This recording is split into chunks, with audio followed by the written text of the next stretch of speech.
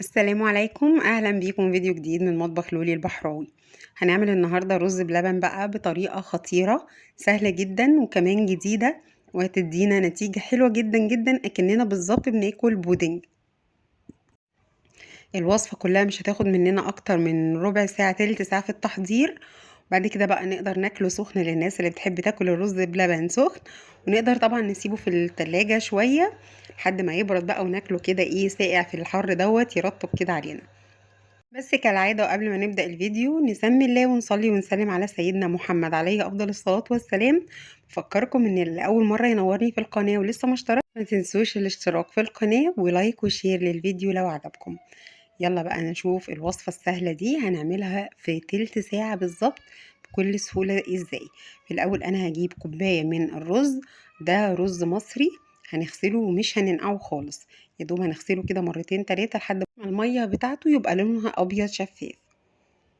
بعد كده هناخد كوباية الرز اللي احنا غسلناها وصفيناها، أهم حاجة نصفيها كويس قوي، وعلى الحلة بقى زي ما احنا شايفين، وهنضيف عليها حوالي 3 كوبايات ونص من المية دي مية عادية من الحنفية، ولا باردة ولا سخنة ولا حاجة، مية من الحنفية عادية جدا. هنبدأ نشغل عليه النار ونغطيه ونقلبه كده كل شوية. الحكاية دي أو الخطوة دي هتاخد مننا تقريبا 10 دقايق، وبعد 10 دقايق بالظبط هنلاقي ان الرز بقى بالشكل اللي احنا هنشوفه ده، تقريبا شبه مستوي بالظبط زي ما احنا شايفين. ما شاء الله كده، اللهم بارك، يعني ما خدش مننا ولا وقت ولا اي حاجة. التركة الجديدة ايه بقى يا جماعة في الفيديو دوت، وايه المختلف فيه عن الرز بلبن اللي دايما بنعمله؟ ان احنا ناخد كوباية كده من الرز ونخليها على جنب، وهنشوف هنعمل بيها ايه. وهنضيف على كمية الرز اللي باقية في الحلة 4 كوبايات من الحليب. الحليب ده دافي، نقدر نضيفه برضو سخن، لو حابين نضيفه سخن نعمل كده. وهنقلبه كده مع بعضه لحد ما الرز واللبن يمتزجوا مع بعض كويس جدا. هنسيبهم بقى على نار هادية، ودي خطوة مهمة علشان الرز ما يتلسعش مننا، لازم نسويه بقى في المرحلة دي على نار هادية جدا. اثناء بقى الرز باللبن ما بيستوي كمان بيكمل سواه، هناخد بقى كوباية الرز اللي احنا شلناها على جنب، هنفضيها في الخلاط بكل سهولة زي ما احنا شايفين كده. فاكرين فيديو العاشورة اللي احنا عملناه في موسم عاشورة اللي فات؟ هو برضو نفس الفكرة هنا، برضو نفس فكرة ان احنا ناخد كوباية من العاشورة ونضربها في الخلاط. هنعمل كده مع الرز بلبن. هنضيف عليهم بقى 3 كوبايات من الحليب، نقدر نخليهم كوبايتين حليب وكوباية مية، بس ما نقللش الحليب اقل من كوبايتين بكل حال من الاحوال، علشان يطلع معانا الرز بلبن بتاعنا طعمه كريمي كده وجميل. وهنضيف عليهم 3 معالق كبار من النشا، 3 معالق مليانين من النشا. وكمان هنضيف عليهم معلقتين كبار الاول هنضيف كوبايه من السكر، بنفس الكوبايه اللي بنضيف بيها الحليب ونفس الكوبايه اللي قسنا بيها الرز في الاول. دول برضو معلقتين او 3 كده من الكريم شانتيه الخام، والخطوه دي اختياري لكن طبعا بتدي طعم خطير. ومعلقه صغيره بقى من الفانيليا.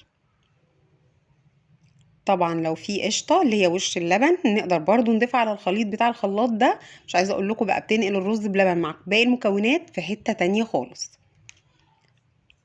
ضربنا كده كل المكونات مع بعضها، وهناخدها بقى دلوقتي ونرجع على الحله اللي احنا سايبينها على النار اللي فيها الحليب والرز بيكملوا سواها. ننزل بقى بكل المكونات دي مع بعضها بالشكل اللي احنا شايفينه ده، وننزل كده كل اللي باقي من الشفشق بتاع الخلاط، ما نسيبش ولا فتفوته.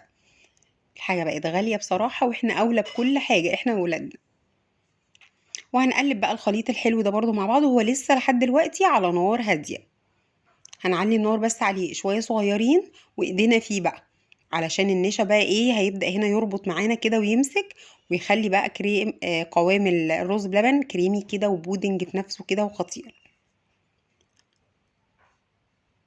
هنشوف دلوقتي برضو المرحلة اللي هيوصل ليها هو طبعا مجرد ما هيغلي كده واحنا ايدينا فيه على طول بنقلب، هيبقى كده خلاص استوى. هوريكم بقى قوامه هيبقى حلو قد ايه دلوقتي بعد ما بيستوي، حقيقي هيعجبكم جدا ان شاء الله. بصوا بقى باين من المعلقة كده بقى القوام، واللون بقى ابيض تقيل كده وتحفة. نقلب فيه برضو كده لحد بس يا دوب يغلي غلوة او غلوتين بالكتير، يبدأ يطلع بقى ايه الفقاقيع الكبيرة شوية دي، فكده يبقى خلاص عرفنا ان هو ايه استوى.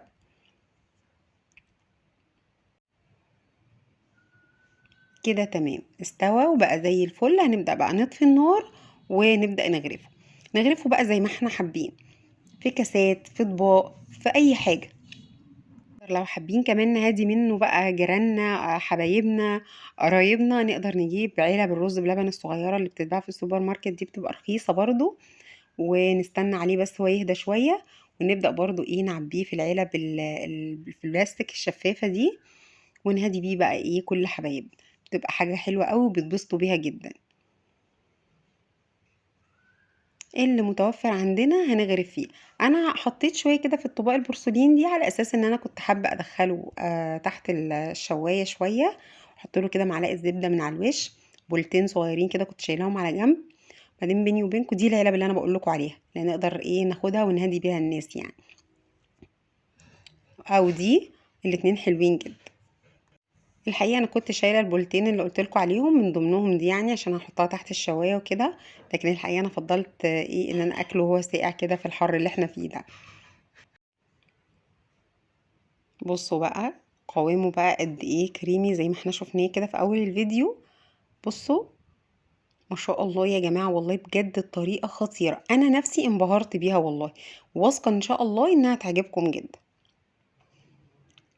اهم حاجة بقى لو عجبكم الفيديو ما تنسوش اللايك والشير والاشتراك في القناة اللي لسه ما اشتركش ونورني لأول مرة، وتفعيل جرس الإشعارات على الكل عشان يوصل لكم إشعارات بكل وصفاتي الجديدة أول بأول.